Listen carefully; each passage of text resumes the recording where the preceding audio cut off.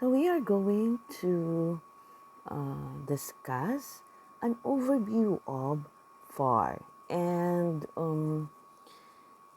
what are we going to use. It would be a tool of or the approach of 5 Ws. No? So this will be video number 1. That's actually going to learn here.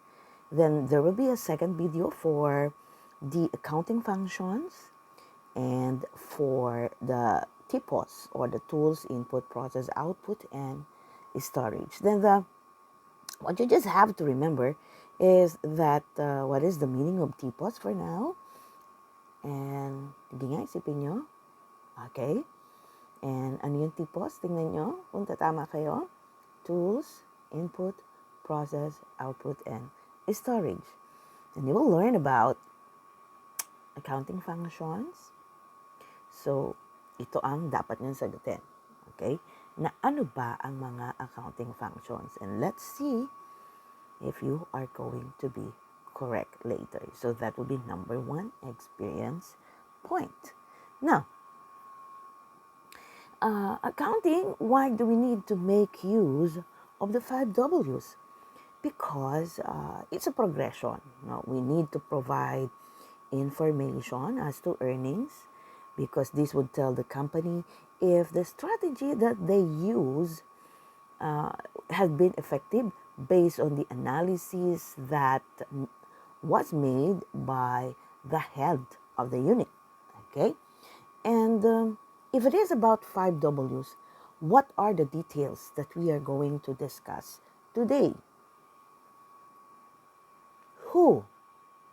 Sino? Sino nga ba? O nako, sagutin nyo tingnan nyo kung tatama kayo. The business organization. O so yun yung pinag-uusapan natin sa FAR. Ito din ba pag-uusapan natin sa CFAS? Yes, it is the firm. Okay? The company. What? Ano? No? Well, in FAR, in financial accounting and reporting, it's all about the accounting functions. And in our subject matter, we would be covering, if we have 4 functions, we'll be covering 2 of these functions. Okay? But later, no, because it's part of the question that I've asked, what function is. Then, when? Kailan? Well, that would talk about accounting period. And dalawa yan. No? Isipin nyo na kung ano yung accounting period Tapos mamaya, tingnan nyo kung tama yung inisip nyo. Kasi alam nyo, ang pag-aaral mga anak, it's all about the foundation, the basics. If you can remember the basics, that's good enough. Kasi yung mahirap na topic, lahat nahihirapan doon. Pero yung basic, ang assumption natin, naku, lahat alam yan. So, dapat alam natin. Okay? And, napaka-importante nito bakit natin ito ginagawa o bakit natin kailangang malaman ang financial accounting and reporting. Kasi we have to make decision. At 5 klaseng decision yan. And the code is Psalm. So later you would know about Psalm. But is it difficult to remember decision? No, because everyone has to pray. No? For us to be in good health, to be better, and even firms would be like that. And what they are using is Psalm. No? At saan? Importante yung saan no? Hindi pwede kasi na hindi mo alam kung bakit mo siya ginagawa. Kailangan din, alam mo kung kailan ito dapat gawin. At ano ang dapat mong gawin? Sino ang gagawa? At saan ko ito gagawin? Diba? Ganon? Of course, it would be the standards. Will you kindly take a look at the blue one? Tingnan nyo, class. Ano napansin nyo? The code would be for the 5 Ws. It will be bad, no? Para sa inyo na hindi ito matandaan. So, it's a bad BS. So, tandaan nyo, pag basic, dapat tandaan. Bakit? dahil it will be bad for us not to remember. No? Kasi ito ay basic. Okay? And as always, no, the additives for the highly effective people, according to Stephen Covey, is begin with the end in mind. And based on our discussion previously, what is the output? Let's see if you're going to be correct. The output is decisions. No? Ma'am, sa CFAS, are we going to make decisions? Yes. You have to make decisions as to recognition. You have to make decision as to no, your valuation, and you have to make decision as to presentation. No? Because this is what you're going to learn in CFAS, and you have also learned this in financial accounting and reporting. But you have to add as a whole. No? By next sem, this you are going to do. This will be interpretation. Ma'am, ngayon po bang first year kami at second year kami? Well, for those who are first year, hanggang dito lang sa tatlo ang exposure nyo sa mga subject mo. But for those who had their, who are second year, no, the BSMA, you had already the interpretation because you have your subject in finance. And so, we made mention that it is our decision, and we say that it is, okay, sound, okay, ulitin ko, sound, yeah. Well, what is P? Can you think of a P word in accounting when you take your FAR that would help us in making decision? Alam nyo to. Okay, sirit na. Eto yan. Profitability. Bago sa inyo? Hindi, diba? Alam nyo na to. So, yung P is profitability. Kumikita ba tayo? O, yung pangalawa, solvency.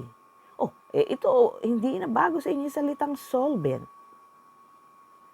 Nung high school kayo, sa chemistry, sa science, no? You had taken it up. Kaya nga sabi, accounting is an art and science. Diba? Kasi solvency would talk about your strength. Malakas ka ba? Diba? Kasi pag sinabi mong solvent, yan yung malakas makatumunaw. Diba? Yan. At kayo naman, well, pag isang negosyante na nag-put up ng kanyang firm, ano nangyari sa firm? Kumikita siya at malakas siya. Diba? Yan. And yung A, this would talk about activity, mga ginagawa mo para maging efficient. Ano na yung efficiency sa atin? O isipin nyo uli, lagi ko kayong tatanungin. No, para makita nyo kung nare-recall nyo ba. O di kung hindi nyo, kung na-recall nyo at it's off tangent with the answer on the question, then you just have to just review. Diba? Ganun talaga. No? Kaya nga, may mga review. Okay? O hindi nyo talaga alam, o di alam nyo lang ngayon. Okay. And efficiency is about what? Making use of a resource, no, in a lesser time. Ibig sabihin, yung mga pinapangarap mo, no, na gawin, ay ito, makakamit natin sa, mas maigsing panahon. O makakagamit tayo ng mas kakaunti na mga resources, no, o kung ano man yung kakayanan natin, hindi tayo sobrang napagod. Diba? Okay. And L will be, ano yung L natin? Oh, liquidity. Oh, ano ba ibig sabihin ng liquidity? Oh, liquid uli yan, klaso. Science ba to? Yeah. You know what is the good thing? Pag ginamit mo yung salitang liquid, sa accounting, kaganda. Bakit, ma'am? Sabi, ang ibig sabihin niyan mapera ka ba? O, di ngayon, sige nga, gumawa kayo ng sentence na sasabihin mong, Oy, people of the Philippines, I'm strong. Pag sa accounting, kung gusto mong maging technical jargon, ano sasabihin mo? I'm solvent. Diba? Pero pagka nakarinig sa'yo, science people, tataas kilay niyan. Talaga ba? Tama ba yung sentence nila? I'm solvent. Pero sinasabi mo doon, you're really strong. And then, pag sinabi mong, I'm liquid, ba, yan yung pag-ayaw mo sabihin sa iba na mapera ka. O di ba ang ganda? Sa atin yun maganda talaga. Dahil gusto nating malakas na, mapera pa. The M's of the karelasyon. Ha? And dahil tinag-uusapan natin ang M, huling M? Marketability. Ma'am, ano ba yan? Pagbebenta? May binibenta? Ano po yan? Kasi market.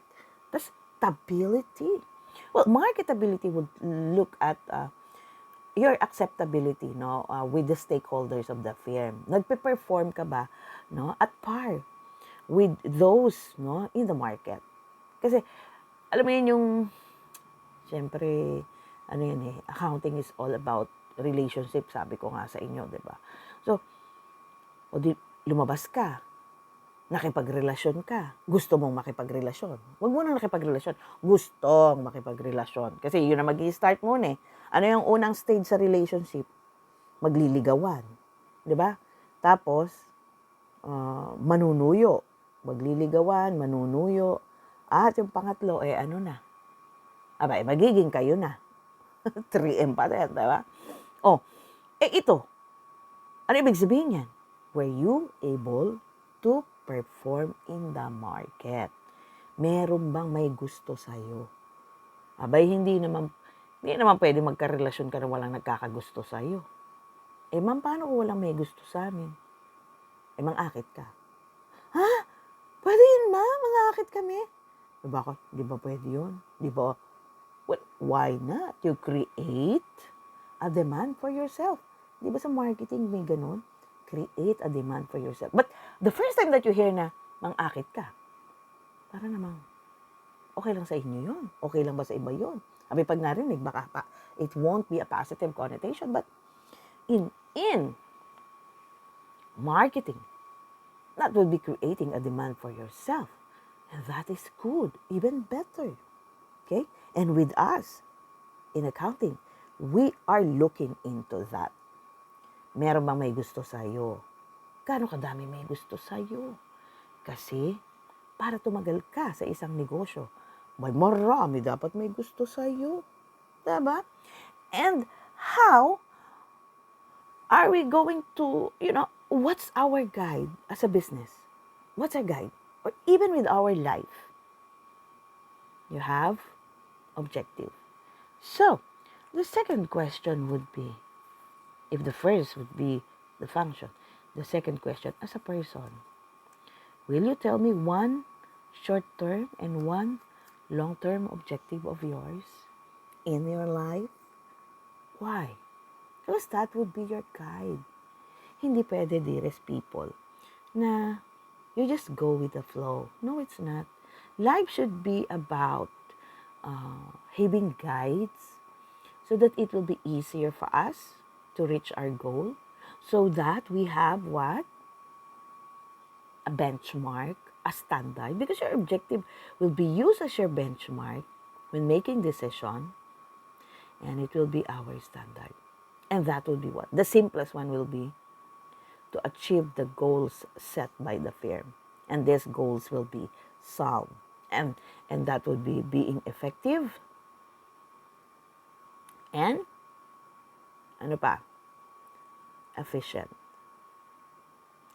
And what are the indicators of effectiveness?